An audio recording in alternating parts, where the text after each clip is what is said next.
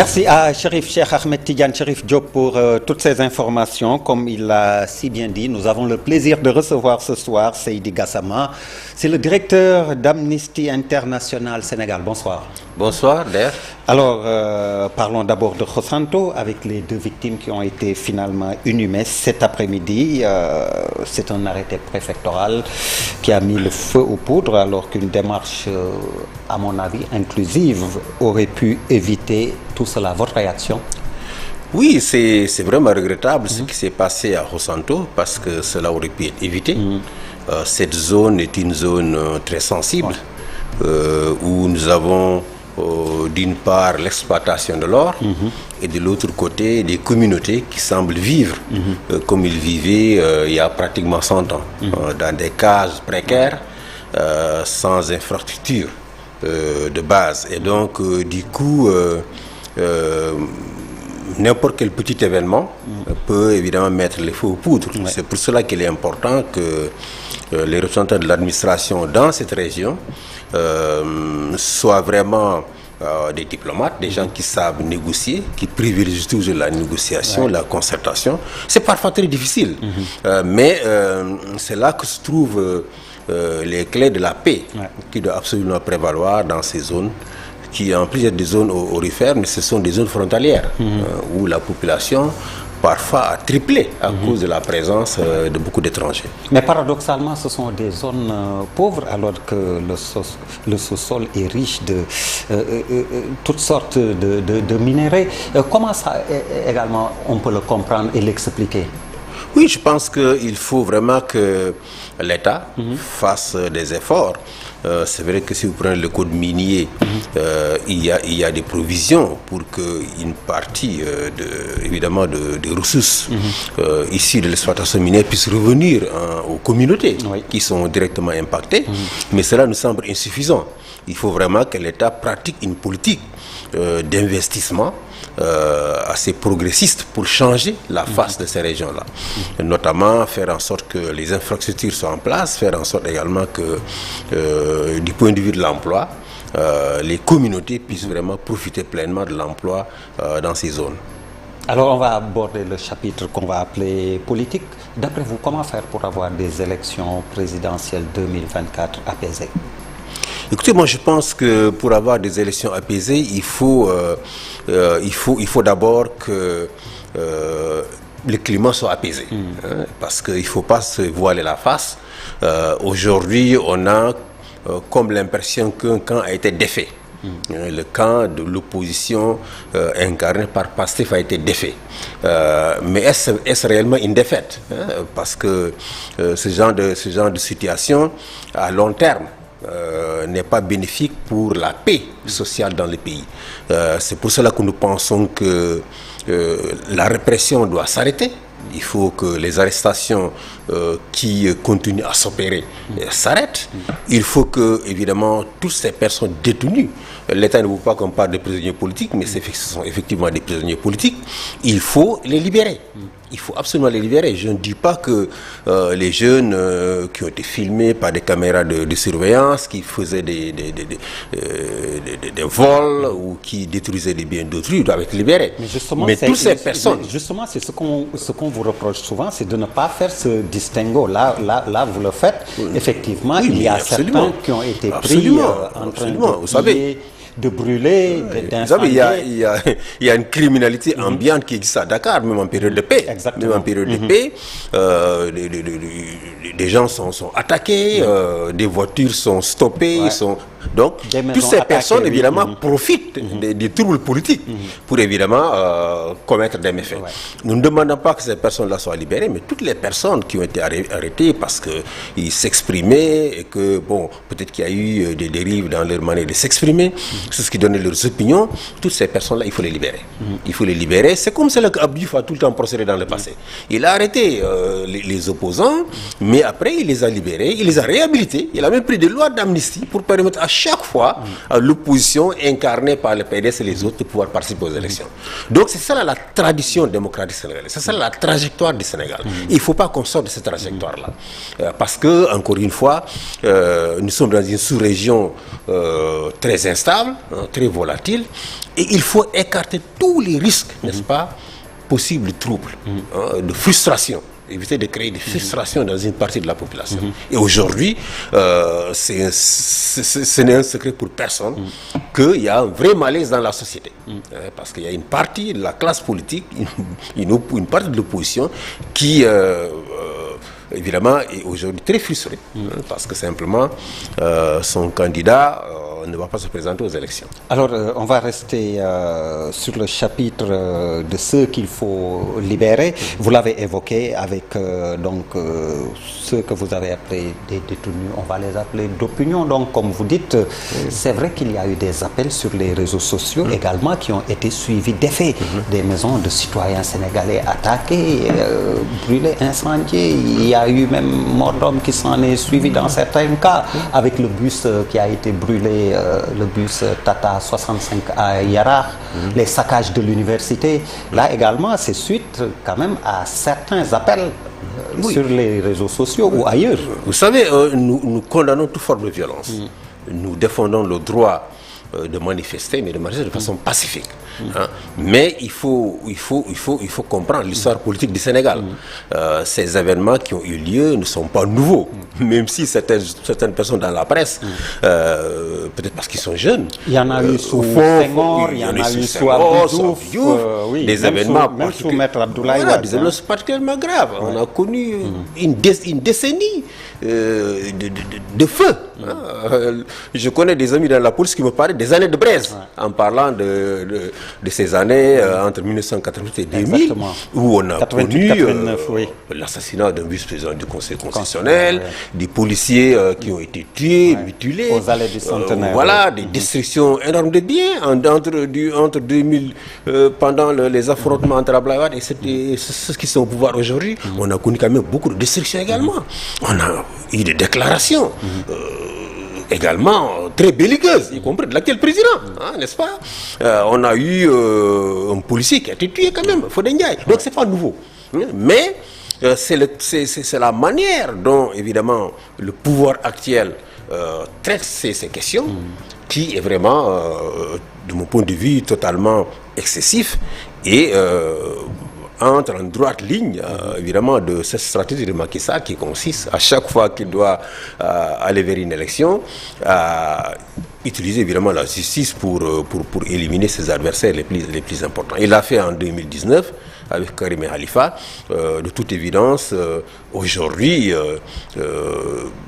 clairement, l'objectif, c'est d'empêcher à Ousmane Sonko de se présenter. Et je dis encore une fois que cela ne correspond pas à la tradition démocratique du Sénégal. Parce que Abdou Diouf n'a jamais, bien qu'il y ait des événements extrêmement graves sous son règne, il a tout le temps réhabilité ses opposants. Il leur a permis de participer aux élections et de les affronter, y compris en 2000, lorsqu'il a perdu les élections. Abdoulaye aurait pu utiliser également ces mêmes méthodes pour éliminer Macky Sall ou Moussa Fagnas et les autres. Il ne l'a pas fait. Vous l'avez dit, de l'avènement de l'indépendance à nos jours, le Sénégal a toujours été un pays de même s'il y a eu des incidents graves qui ont émaillé ce cheminement. Vous pensez toujours qu'il est encore temps pour dialoguer? Oui, je pense que d'abord qu'il faut que la classe politique sénégalaise fasse preuve de maturité. Toutes ces violences cycliques qu'on observe à chaque cycle électoral, ça doit cesser. Il faut aujourd'hui que tout le monde se mette d'accord, que tout le monde soit des démocrates et soit des gentlemen. Parce que la démocratie, c'est également une affaire de gentlemen.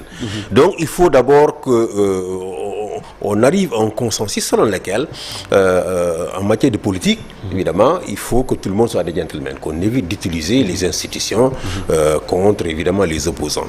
Et il faut aussi savoir que il faut toujours dialoguer. Il faut toujours dialoguer. Vous savez, tous les problèmes de ce pays ont été résolus par le dialogue. On disait même du Sénégal un pays de dialogue. Ça, c'est vraiment une tradition que Senghor a instaurée dans ce pays. La société civile peut s'ériger en arbitre, mais vraiment je pense qu'il n'est pas toujours tard de négocier et de faire en sorte qu'on aille vers des élections inclusives, au cours desquelles tous les citoyens sénégalais verront évidemment leur candidat être présent. Donc, de ce point de vue, il faut vraiment que ce soit clair. La société civile peut jouer un rôle de médiation. Notre doyen Alioune Tine fait de la médiation partout sur le continent. Mais je pense que c'est quelqu'un de totalement crédible pour diriger ce genre d'initiative. Maintenant, vous savez ce que le pouvoir veut, c'est que la société civile soit neutre. La société civile... Mais justement, c'est ce qu'on vous reproche. Souvent, vous avez cité le doyen Alioune Tine vous-même, avec souvent vos postures et vos prises de position. Nulle part au monde, jugé très pro-opposition. Nulle part au monde, la société civile n'a été neutre. La seule organisation neutre dans ce monde, c'est la Croix-Rouge. C'est pour cela d'ailleurs que le gouvernement permet à la Croix-Rouge d'accéder dans tous les lieux de détention, etc. La société civile doit être impartiale. Impartiale comme un juge au tribunal. Qui écoute tout le monde et qui ensuite tranche en disant tel a tort, tel a raison. Donc lorsque nous documentons des événements et que nous constatons que du côté de la police il y a eu un usage excessif de la force, nous disons il y a un usage excessif de la force du côté de la police. Lorsque nous constatons que les procédures judiciaires ne sont pas équitables, nous disons que les procédures judiciaires ne sont pas équitables. C'est cela notre rôle. Mais il ne faut pas qu'on nous demande d'être neutre parce qu'encore une fois, ce n'est pas... Neutre ou impartial. On doit être impartial, mais on doit dans le fond, on doit être impartial comme on demande au juge d'être impartial. Mais cela n'empêche pas au juge de rendre des décisions et de dire que tel a tort, tel a raison. Mais Seydi Gassama, dans le fond, le grief reste le même, comme je dis, avec vos positions jugées par le temps du pouvoir, toujours quasiment pro-opposition. Oui, mais vous savez, c'est eux qui exercent le pouvoir. C'est eux qui commandent la police, c'est eux qui ont la justice, c'est eux qui ont l'appareil d'État. Et donc, si il y a des manquements du côté de l'appareil d'État, vous voulez qu'on accuse qui? Ce qui s'est passé à Rosanto, il y a manifestement un usage excessif de la force. Vous voulez qu'on dénonce pas cet excessif de la force? Ils vont dire voilà, ils sont en train d'attaquer le gouvernement. Non, ils ont l'appareil d'État, ils ont le pouvoir. Et lorsque, évidemment, l'État commet, évidemment, des violations des droits humains, nous sommes obligés de les dénoncer. Il faut que, évidemment, nos amis de l'APR comprennent qu'on n'est pas dans un système de parti-État. Même s'il y a une patrimonialisation de fait de l'État par le parti, mais on n'est pas dans un système de parti-État. Il y a une différence entre le parti et l'État. Et la police, c'est l'État. La justice, c'est l'État. S'il y a des dysfonctionnements dans le travail de ces institutions, en tant que citoyen, nous devons les critiquer. Et donc, ces critiques ne doivent pas être vues comme une manière, comme des critiques contre un parti. Mais certains aussi trouvent paradoxal le fait de demander la libération de détenus, alors que souvent vous vous faites chantre de la séparation de pouvoir, des pouvoirs. Oui, mais vous savez, vous savez ce que nous demandons, eux, ils savent très bien. C'est le parquet qui poursuit. Et on sait très bien, je prends le cas de Juan Branco. Juan Branco, il a été quand même libéré en l'espace de 2 jours. 48 heures. On l'a laissé, il est rentré. Ce que nous demandons, c'est d'utiliser les mêmes moyens dont il dispose. Pour évidemment élargir les autres, leur permettre de tourner au niveau de leur famille et de calmer la situation, de ramener la paix dans le pays.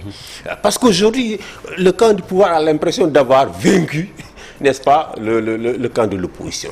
Alors qu'aujourd'hui, il y a un très grand ressentiment mais justement, cela vous engage aussi quand vous dites qu'il y a des vainqueurs et des vaincus dans cette situation. Ah, mais écoute, c'est le discours qu'on... Est-ce que c'est pas justement pour ce genre de posture qu'on vous... On vous taxe de pro-opposition. Mais c'est le fait. Il y a une répression terrible qui s'est abattue sur l'opposition. Tous les leaders de passé aujourd'hui pratiquement sont en prison.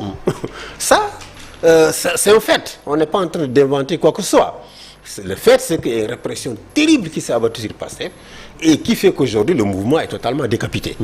Donc, cela, il faut que, évidemment, on puisse sortir de cette situation-là. Et j'ai dit que les mêmes situations ont eu lieu sous Abdou Diouf. Mais Abdou Diouf a eu la grandeur, n'est-ce pas, ou a fait preuve de sens de dépassement en libérant les personnes et en les ramenant dans le jeu politique pour leur permettre de compétir. Alors, le président Macky Sall, depuis le 3 juillet, a officialisé son départ du pouvoir. vous, qu'est-ce que vous retiendrez du bilan du président Macky Sall après 2 mandats? D'abord, nous sommes très contents qu'il ait choisi de respecter la constitution du pays et de ne pas se représenter parce que cela aurait plongé le pays dans une situation incertaine.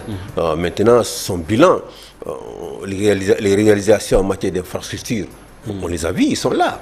Mais le bilan en matière de droits humains, il est catastrophique. Donc vous mettez en parallèle le bilan matériel et le bilan qu'on appelle immatériel. Oui, mais c'est clair, le bilan immatériel est catastrophique parce que quand vous prenez l'état de la démocratie aujourd'hui au Sénégal, c'est les rapports de toutes les organisations de défense des droits humains. C'est Reporters sans frontières. Vous avez vu le classement du Sénégal, comment le pays a chuté dans ce classement-là. Que ce soit Amnesty International, Freedom House, c'est toutes les organisations de droits humains. Mais c'est quand même inédit. Pour la première fois, 13 procédures spéciales des Nations Unies, autant des experts des Nations Unies, qui surveillent la situation des droits humains dans le monde, ont écrit ensemble à l'État du Sénégal pour s'inquiéter, n'est-ce pas, de l'état des droits humains dans le pays. Donc il ne faut pas que certaines personnes qui sont autour du président lui disent que cela n'est pas important, il faut ignorer tous ces appels et toutes ces alertes. Ils sont extrêmement importants parce qu'il y a le temps du pouvoir, il y a l'après-pouvoir. Et le bilan, son bilan en matière de droits humains va le suivre, n'est-ce pas, dans sa carrière future. Donc, il faut faire absolument attention, rectifier pendant les quelques mois qu'il reste au pouvoir, en faisant en sorte qu'évidemment que toutes les personnes détenues de façon arbitraire soient libérées, que les journalistes ne soient plus évidemment arrêtés et harcelés parce qu'ils ont publié un article considéré comme diffusion de fausses nouvelles. Vous savez, certaines convocations et certains harcèlements contre les journalistes n'ont pas lieu d'être. Il faut juste démentir l'information. Vous démentez l'information et puis c'est tout. Une information peut être fausse, mais ça ne cause pas de trouble à l'ordre public. Il n'y a pas lieu de poursuivre la personne. Je vais faire du corporatisme. Voilà. Là, je suis entièrement d'accord avec vous pour le bien des hommes de médias. Alors, pour terminer, peut-être sous forme de boutade, vous êtes un très grand défenseur des bonnes pratiques de gouvernance. À quand l'alternance à la tête de Amnesty Sénégal? Alors, il faut que les gens comprennent aussi comment Amnesty fonctionne. Fonctionne un peu, oui. C'est pour ça que j'ai dit sous forme de boutade. Voilà, à Amnesty, nous sommes une organisation constituée de professionnels et de membres. Et c'est pas seulement au Sénégal, c'est toutes les sections d'Amnesty du monde. Il y a des directeurs généraux d'Amnesty qui sont plus anciens que moi dans la fonction. En Belgique, dans énormément de pays, au Maroc, au Burkina, il y a des gens qui sont plus anciens que moi. Moi, je ne suis pas un membre élu d'Amnesty. Moi, j'ai été recruté par Amnesty à la suite d'un appel à candidature qui a été largement diffusé au Sénégal. J'ai été recruté sur la base de mes compétences pour manager l'organisation. C'est à ce titre que, évidemment, je suis là depuis donc assez longtemps déjà. Maintenant, Amnesty a sa propre démocratie interne qui concerne ses membres, qui se réunissent tous les 2 ans et qui élisent le président d'Amnesty Sénégal, qui a également son rôle bien précis dans le cadre de l'organisation. Mais est-ce que ce n'est pas une limite aussi dans le fonctionnement et dans la perception de l'opinion, effectivement, que vous soyez en place en tant que directeur général, mais justement sur la durée et l'usure du discours? Comme je dis, les gens ont la perception finalement que vous n'êtes même plus, vous n'aimez pas le mot neutre, donc impartial, je veux dire impartial finalement. Vous savez, les questions d'impartialité, je pense que parfois il y a une question de mauvaise foi. Parce que quand vous prenez... C'est selon le bord où on se situe. Selon le bord, ceux qui sont au pouvoir aujourd'hui, ils nous ont tous sollicités quand ils étaient opposants, y compris le camp du président Macky Sall. Ils nous ont tous évidemment sollicités, ils ont tous eu des éloges à notre égard, mais évidemment lorsqu'ils accèdent au pouvoir, évidemment, ils n'acceptent plus les critiques. Donc c'est parfois de très mauvaise foi, et nous, cela ne nous ébranle pas dans le travail que nous faisons. Et moi, je fais mon travail, j'ai la confiance de l'organisation et je le ferai jusqu'au jour où, évidemment, j'attendrai évidemment, je sentir que personnellement, il est temps d'arrêter, j'arrêterai. Merci beaucoup Seydi Gassama. Merci beaucoup. Merci à vous également, mesdames, messieurs, de nous avoir reçus chez vous. Excellente suite de programme sur la télévision Futur Média avec tout à l'heure le rendez-vous traditionnel avec Pape Ngagne Ndiaye. Merci, bonsoir.